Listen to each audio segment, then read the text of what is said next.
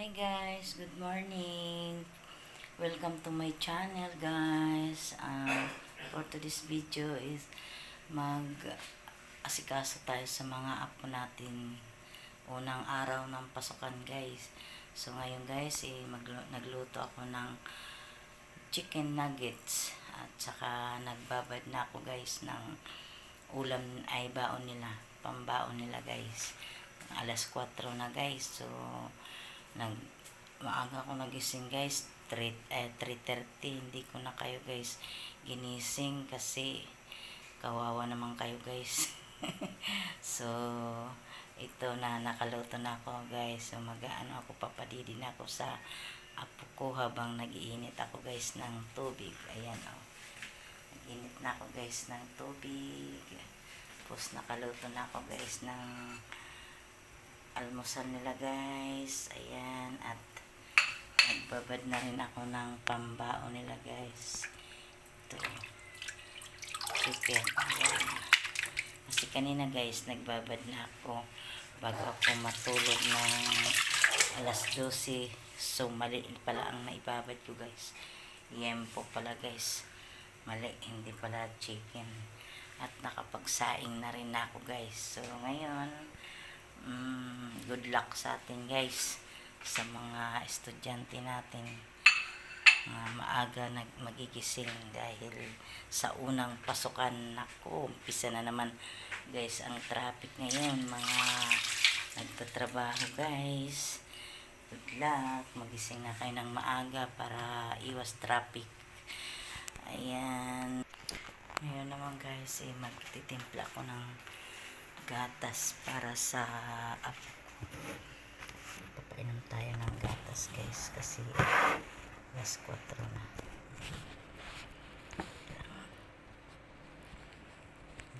Ayan guys, binabad ko na yung kanilang baon na fried chicken. Tapos lagyan natin ng konting harina. Ayan, so para hindi tumatalsik guys. Ayan, umpisa na natin guys. Sindihan na natin yung kalan. At painitin natin guys yung mantika. Ayan. Lagyan natin ng mantika guys.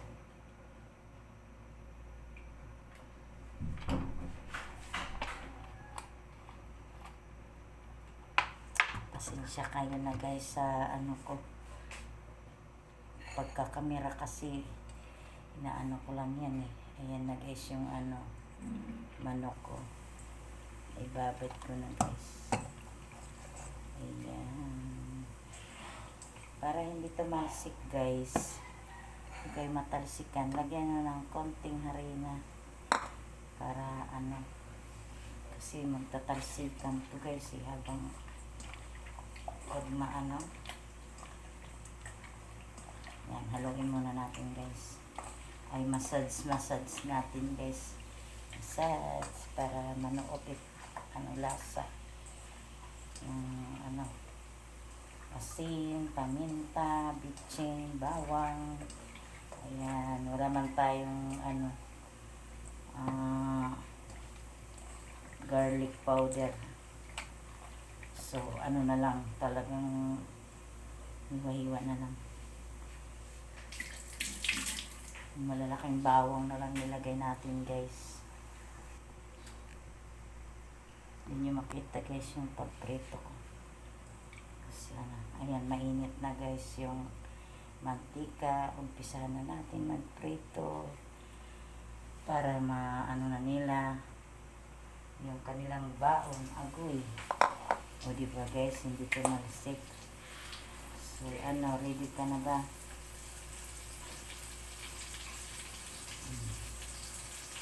Ayan na guys yung isa, ready na daw siya oh. Ano na, naglinis na ng tainga para pag pasok sa school malinis yung tainga, diba guys? Ayan na guys. Ayan na. O diba hindi guys tumatalsik kasi nilagyan ko ng harina. Ayan. Yan guys, ano na, nakaluto na ba kayo ng mga pagkain ng mga nyo, estudyante? Oh, good luck talaga sa atin. Araw-araw na pagbangon na naman. Pero tiis ganda natin to guys, para sa mga ano natin, mga apo anak guys. Ayan. Ayan talagang buhay. Kailangan natin pagsipagan, gumising para maging masipag sila pumasok sa school. Diba? Swerte na yung mga wala nang mag-aaral ngayon guys. Tulog, sarap ang tulog. Ay, bako, sarap talaga matulog guys. Yung ano ko nga guys, sarap-sarap bumangon. Alas 4. Gising na, nandun na sila, nagsiligo. Ay, ready na yung isa kong apo nga eh. Talaga naman, oo, napakabilis ang ano natin ngayon. Ang sarap ng baon. May baon tira, may baon pagkain pa. Punta pa. Alas 2 sila guys. Pasok. Yung aking grade 9 hanggang 1. Yung ano ko grade 6 hanggang 12 lang guys. Ayan. Talaga naman talaga. Kailangan talaga magsikap. Kahirap ng buhay ngayon. Kailangan lahat may matapos. Dahil pag wala kang tinapos, harap ka magtrabaho guys. Kawawa pag nagkapamilya. Walang makasukan na maayos na trabaho. Kaya kailangan talaga mga anak o nanay, kailangan palagi kayong yung pangarap nyo, parehas yung pangarap nyo na makatapos yung anak, at yung anak naman ay mag-aaral siya ng mabuti. Kailangan sabay, kasi kung yung magulang lang ang nagpursige magpaaral, wala, yung anak ayaw, sayang yung effort nyo guys, kasi maglulok ko lang yung mga anak nyo. Kailangan gusto ng anak mag-aral at gusto rin ng magulang magpaaral. Mayroon naman anak na porsigido mag-aral, tapos yung magulang naman ayaw paaralin. Ang hirap ng ganun guys. Kailangan talaga sabay kayo, no? Kasi kung hindi kayo hindi parehas ang nyo, pangarap na makatapos yung bata makapag-aral, ay walang mangyayari, kasi yung bata magluloko. Tapos kung ayaw naman ng magulang, hindi susuportahan naman ng magulang mag-aral yung bata, diba? Kapahirap ng ganun guys. Gusto ng anak, ayaw ng magulang. Gusto ng magulang paaralin, ayaw naman ng anak. Oh my God, kapahirap ng ganun. Kaya kailangan talaga sabay kayo. Ayan na guys, malapit na maluto yung ating fried chicken. Wow! Sana all fried chicken ng ulam ngayon. Diba guys? Oh, sarap ng estudyante, no? Kompleto na. May baon na kanin. May baon pang pera. Sarap maging estudyante. Wala nang ginawa sa buhay kundi mag-aral lang. Sana all. Ayan guys, nakapagkape na ba kayo? Kung hindi pa guys, inuna ko muna yung pag-aasikaso ng mga baon nila at saka almusal nila guys, para alis sila ng maaga. Mahirap ngayon malit, unang pasukan pa lang guys eh. Kailangan present, diba? Bago mag-flag ceremony, nandoon ka na agad. Kasi excited eh, diba? Parang ako lang excited. Para yung mga estudyante ko parang hindi excited eh. Inaantok pa eh. Ako excited kasi 3:30 pa lang gising na. Ganon. Pagkatapos ng bakasyon, ito na naman. Ang bilis ng lang, no? bilis ng bakasyon. Parang kailan lang eh. Pasukan na agad. Ay, naku. Mamadali makatapos agad yung mga bata eh. Diba guys?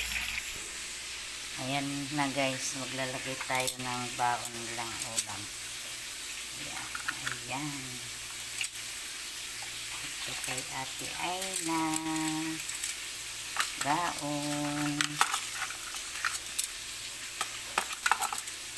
Ito naman yung isa para sa kay Kuya Tox. Chicken. Oh, ayan. Tox. Iayos mo nga to. Baon mo. Lagyan mo na ng kutsara. Ayan. Okay na guys. Pagkatapos ng 5 years na pagluluto, nakaluto na rin guys. May ganun. 5 years. Sana all 5 years na pagluluto. Ayan.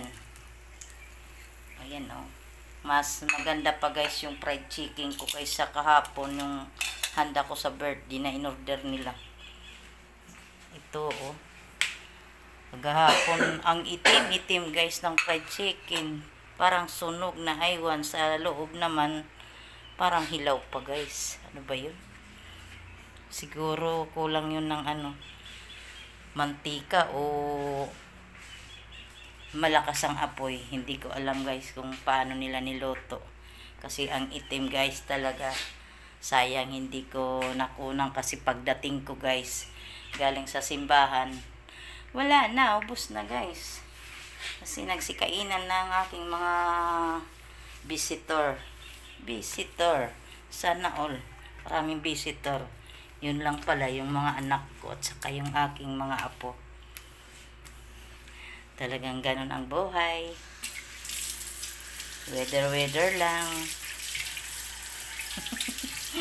Guys, nandito ako guys habang tapos magluto, kailangan natin maglinis guys ng ating kusina para pag malinis. Walang mga ipis. Tapos mo magluto. Hindi katulad dyan ng isa dyan na nagluluto. Tambak yung hugasan. Iniiwan lang. Ay nako. Talaga pagkatapos ng mga anak, paaralin, nandito naman yung mga apo. Kailangan nating suportahan para makatapos din mag-aral. Hugas naman tayo ng didi. Ayan o, didi. Tapos, siyempre, bago yung didi, mga plato muna o, yung mga pinagkainan para pag naghugas ng didi, malinis na. Kasi, hindi naman pwede maghugas tayo na may mga mga hugasan na plato. Kailangan malinis. Diba guys? Ayan na yung mga estudyante ko guys. Bye! Ingat ka kaya, lagi. Ingat. Bye-bye. Ang lalapit sa mga taong hindi mo kakilala. Bye, Tox. Ingat kayo ba? Pagkatawid, Diretso. kumaliwa ka, to ko yun. Pag anong ka, si ate pag anong naman. Oh, sige na. Ingat kayo ate, ingat lagi ha. Andoon na guys. Pumasok na. Pwede na yata ako matulog nito guys. Antok pa ako guys eh. Sige guys, hanggang dito na lang ang ating video for today's. So, don't forget subscribe and like. Bye bye guys.